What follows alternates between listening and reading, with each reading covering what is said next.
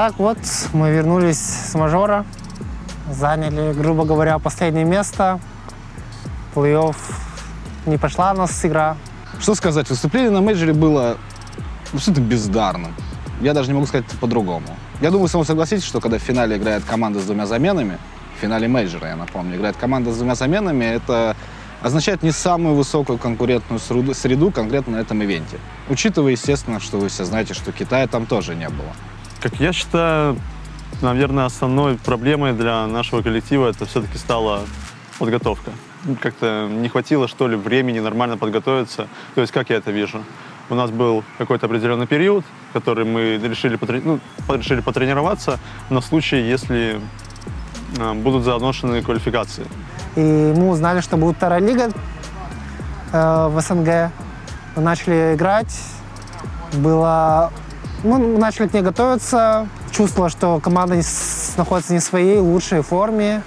Как и команда, так и индивидуально, так и в стратегическом плане.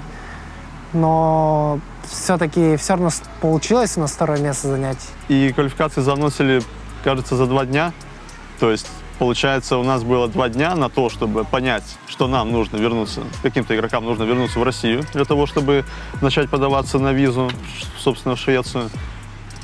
Плюс нам нужно было поиграть тренировочные дни, только уже смысл, что вот нам то, чем мы сейчас будем играть, нам этим играть и на квалификациях. Ну, и я скажу так, что это было довольно непросто, сразу как-то подстроиться. Ну, собственно, у нас это и не получилось. То есть наша первая встреча была с командой Bad Boom. Они хорошо очень сыграли, они в целом были в хорошей индивидуальной форме, и как команда тоже. Но после этого, как обычно у нас и принято, мы подсобрались, сразу выявили какие-то очевидные ошибки и уже, собственно, смогли занять практически без проблем 2-е место в TPC-лиге. После этого у нас был такой небольшой период, ну, там было буквально, может, пару дней для того, чтобы отдохнуть, как-то рефрешнуться.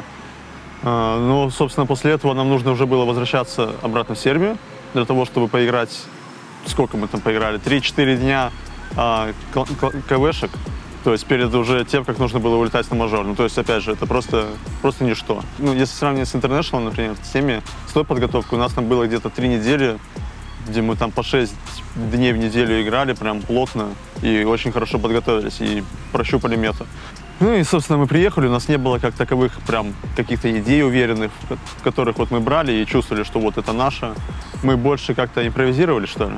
А на импровизации обычно далеко не уедешь. То есть мы какие-то матчи даже у нас получалось выигрывать, где-то нам хватало запала. Сказывалась некая усталость, что ли, на мой взгляд. То есть все-таки мы довольно длительный период уже играли друг с другом, постоянно находясь вместе. И в какой-то мере все равно устаешь от людей. Мне кажется, мы просто, если честно, не все отдохнули, так сказать.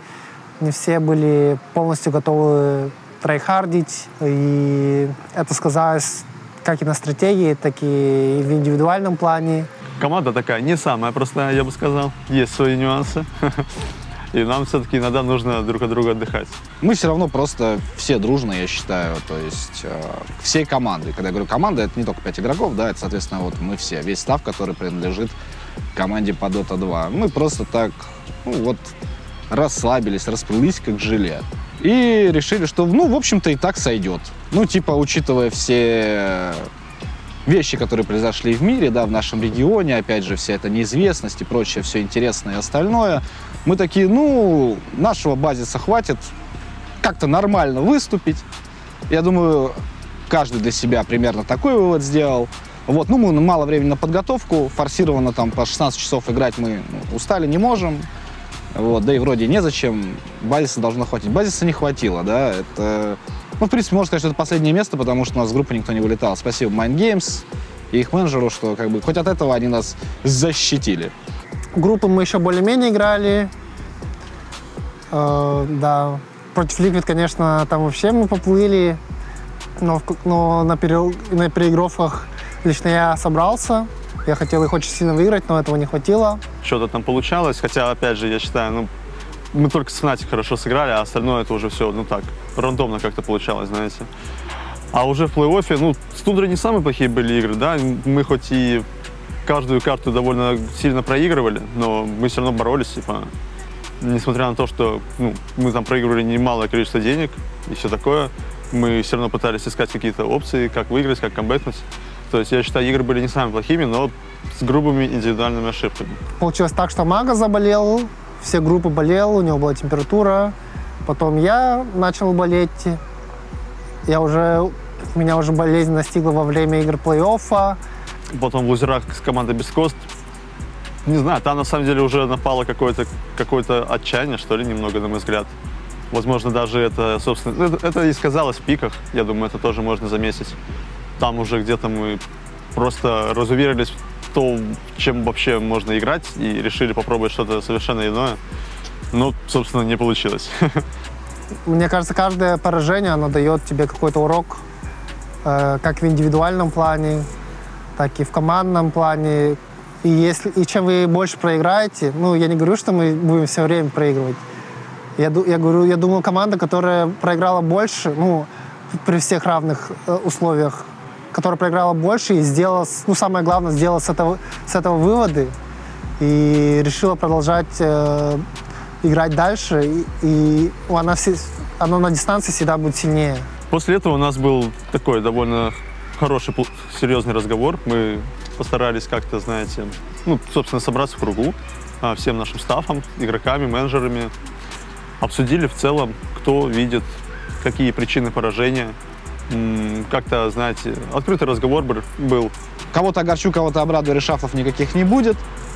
Соответственно, план наш состоит просто в том, чтобы сейчас мы имеем четкие временные отрезки на временных континуумах, четкие даты и точки, когда у нас что должно начинаться.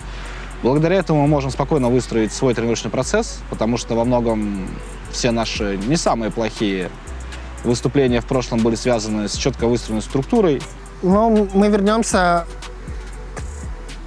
к предыдущей системе подготовки, то есть до International, как мы готовились.